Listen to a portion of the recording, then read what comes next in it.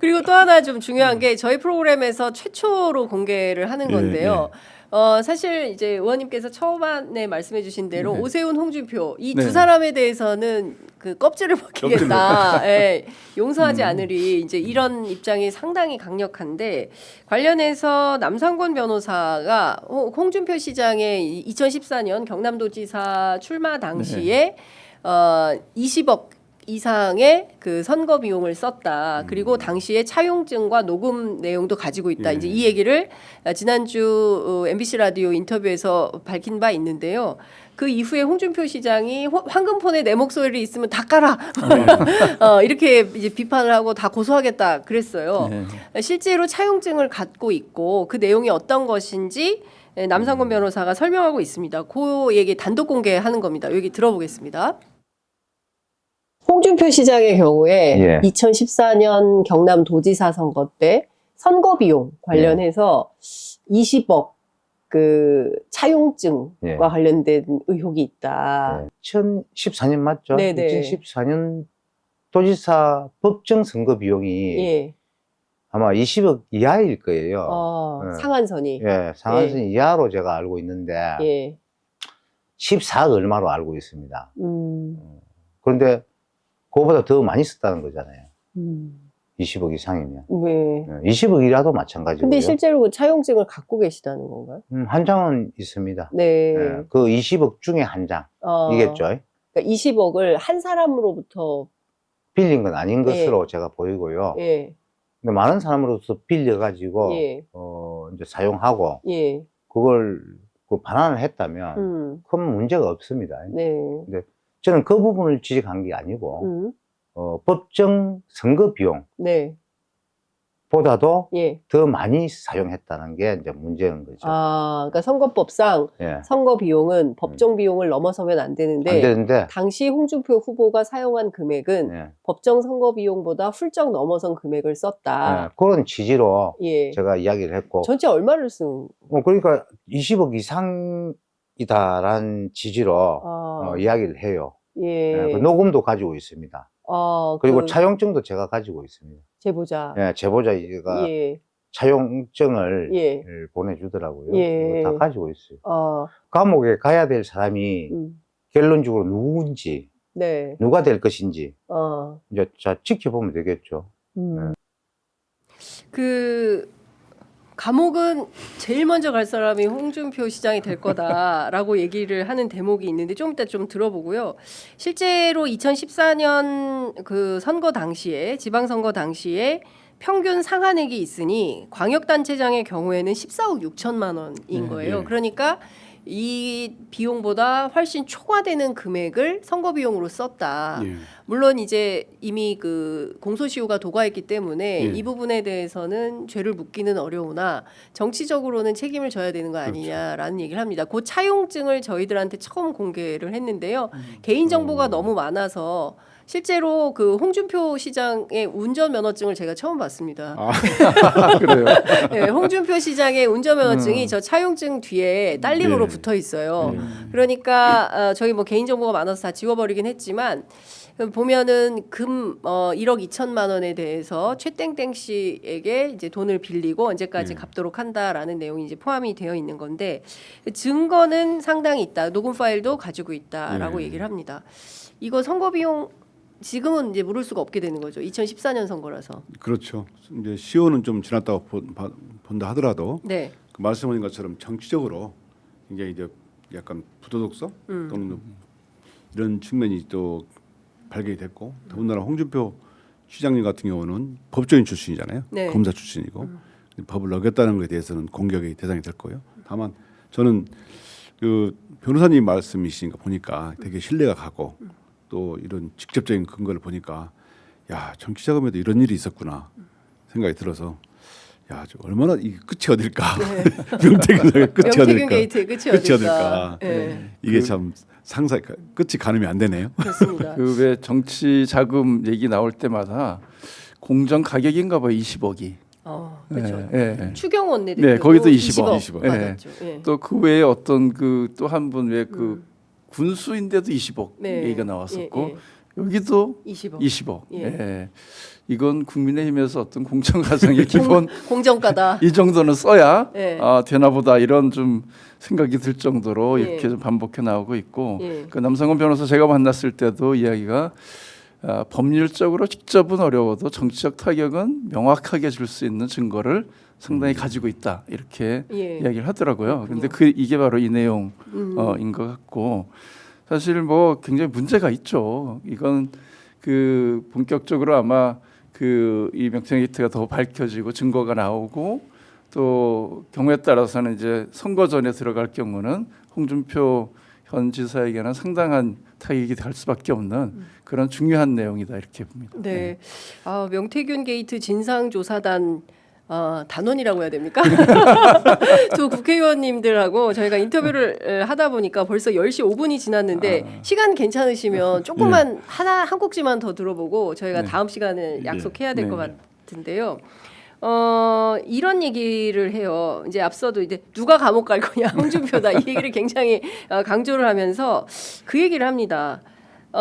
이 포악한 윤석열이란 사람이 그 이재명 대표한테 하는 거 봐라.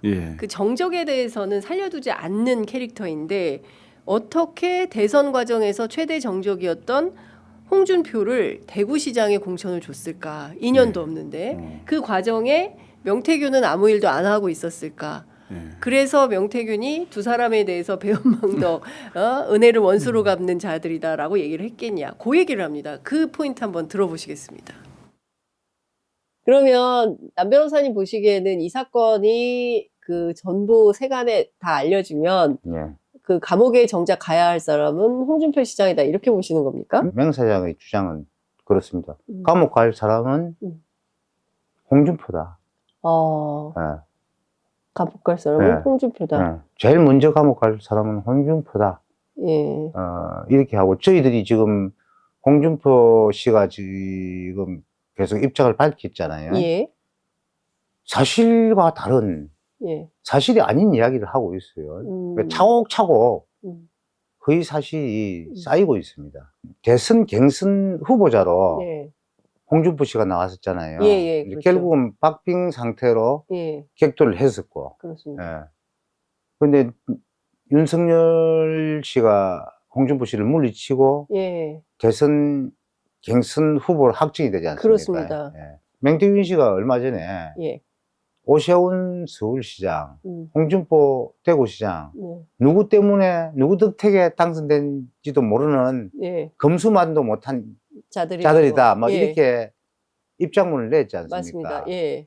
자, 윤석열은 그 성격상 포악한 성격상 자기의 정적을 그냥 두지 않습니다. 그 당 내에서의 최대의 정적은 누구라고 생각했겠습니까? 당시에. 당시에. 홍준표 시장. 그럼에도 불구하고 대구시장에 공천을 받네요. 받죠. 그와 관련된 이야기를 해요. 명태균 씨가. 참 끝없이 나오네요. 화수문입니다. 그래서 껍질을 벗겨버리겠다 했네요. 20억 이외에 실질적인 다른 것이 있다는 이야기를 지금 하고 있는 거잖아요. 20억 플러스 알파다라고 얘기를 하고요. 금은. 그다음에 이제 이제 복당을 시키지 않습니까? 그러니까 홍준표 시장에 대해서 복당을 하고 그다음에 바로 이제 대통령 당선 이후에 바로 있었던 6월 지방선거에 대구시장에 공천을 해서 대구시장에 당선이 되고 그리고 대구시장에 당선되는 과정에서 뭐 어디로 갈까 뭐 지역을 알아보는 과정에서 그거는 이제 강혜경 씨도 이미 이제 증언을 한 바 있는데 뭐 이 지역도 돌려보고 저 지역도 돌려보고 대구가 제일 좋겠다라고 해서 대구로 갔다라는 얘기도 있는데 관련해서 명태균 씨가 쭉 얘기를 하고 있다. 홍준표와 관련된. 그래서 본인이 입을 열면 이제 정치하기 어렵게 된다라는 얘기를 합니다. 어서 특검을 해야 되겠네요. 그렇습니다. 특검만이 답이다라는 생각이 들고요. 그 마지막으로 이것만 오늘은 여기까지만 시간이 너무 많이 지나서 여기까지만 듣고 저희가 다음 시간에 예약을 해야 될 것 같습니다. 권성동 원내대표 예. 자기는 명태균 씨와 별로 연관이 없을 거라고 생각했다. 왜냐하면 예. 명태균 씨는 경남이고 권성동 대표는 강원도기 때문에 별로 인연이 없을 거라고 생각했는데 권성동도 한보 딸이다. 권성동도 한보 딸이다 얘기 나옵니다. 자, 들어보겠습니다. 그 부분에 대해서 권성동 원내대표가 김건희 여사한테 좀 자제해라라고 요구를 하니까 김건희 여사가 경로를 했다. 그래서 그 결과로 권성동 의원의 부인을 아크로비스타 출입 금지령을 내렸다. 예, 내렸다. 예. 이 사실을 처음 공개하셨어요. 예. 저는 사실은 이제 권선동 그 씨가 원내대표가 명태균 씨하고는 전혀 관련이 없는 줄 알았습니다. 예. 그런데 그걸 딱 던졌어요. 예. 신호탄이 아닌가 이렇게 보고 있습니다. 신호탄이 아닌가. 예, 이제 신호탄이 터졌습니다. 그러니까 오세훈, 홍준표 다음은 권성동 너야. 거의 이런 분위기로 얘기를 하고 있어요. 야, 예. 그래서 저 특검법을 가지고 명태균 특검법을 가지고 여당 자객법이라고 맞습니다. 했나 보네요. 예. 그런 측면이 좀 있는 것 같은데요. 예. 그러니까 지금 저 얘기가 뭐냐면 그 개사과 논란이 있지 않습니까? 예. 그 선거 때 개사과 논란이 있을 때 권성동 의원이 김건희 씨한테 그랬다는 거예요. 좀 자제해라라고 하니까 김건희 씨가 경로를 했다는 거예요. 저 어디다 대고 자제하라는 거야? 막 이제 이렇게 화를 냈겠죠. 그러니까 권성동 원내대표에 대해서는 출입금지령을 내릴 수 없으니 그 부인 권성동 의원의 부인에 대해서 아크로비스타 못 오게 이렇게 해가지고 아크로비스타 금지령을 내렸다. 이제 이 얘기를 이제 하나 딱 얘기를 했는데 이제 그것 자체가 이제 시작이다. 그리고 저한테 그 얘기를 했습니다. 이제 저희가 녹음 번호는 없는데 줄줄 나옵니다. 권성동이 줄줄 나옵니다. 이제 앞으로 보십시오. 저희가 계속 터뜨릴 겁니다. 이제 얘기를 했습니다. 그러니까 거의 이제 개봉박도 예고 이런 수준입니다. 예. 여당에서 보니까 보수 개멸법이니 뭐 지금 여당 자객법이니 그런 이유가 있나 보네요. 네. 예. 그러니까 그러면 도대체 관련 안 된 유력 정치인이 누구냐 여당 내에 그런 생각이 들 정도고 최근에 그 권성동 대표가 명태균 특검법에 대해서 또 한편에서는 할 테면 해보라 뭐 나올 게 있겠냐 이렇게도 맞아요. 얘기를 했는데 얘기를 해서 더 나올 것 같네요. 그러니까 지금 보면 이제 시작에 불과하고 그러니까 비상계엄 이후에 2달 정도 저희가 이제 이 진실규명 아직도 끝나지 않았습니다. 뭐 밝혀야 될 내용 굉장히 많이 있고 특히 노상원 수첩과 관련해서 뭐 너무 많죠. 그렇지만 이제 요거와 별건으로 이 계엄의 어떤 그 트리거가 됐던 명태균 관련된 특히 명태균 리스트 140명이라는 거거든요. 예. 그래서 그게 다 나오면 제가 보기에 의원님 두 분은 저희 취재 편의점 고정 출연하셔야 될 것 같아요. 매일 출연하셔서 이거를 해설과 분석을 좀 해주셔야 되지 않을까 싶습니다. 아유 오늘 무려 13분이나 의원님들 시간을 저희가 또 뺏었고요. 송구한 말씀 드리면서 오늘은 여기까지 듣도록 하고 어떠셨습니까, 의원님 오늘 첫 방송? 예, 뭐 아주 즐거웠습니다. 네. 새로운 정보도 또 역으로 많이 얻어가는 아주 좋습니다. 뜻깊은 시간이었습니다. 예. 저도 취재 편의점 와가지고 새로운 사실을 정말 많이 그리고 재밌었어요. 이 시청자들께서 되게 막 정보도 많이 얻고 유익했을 것 같습니다. 저희가 끊임없이 정보를 발굴하는 차원에서 발로 뛰어서 수많은 정보를 가져다가 의원님들께 분석과 해석을 부탁드리도록 하겠습니다.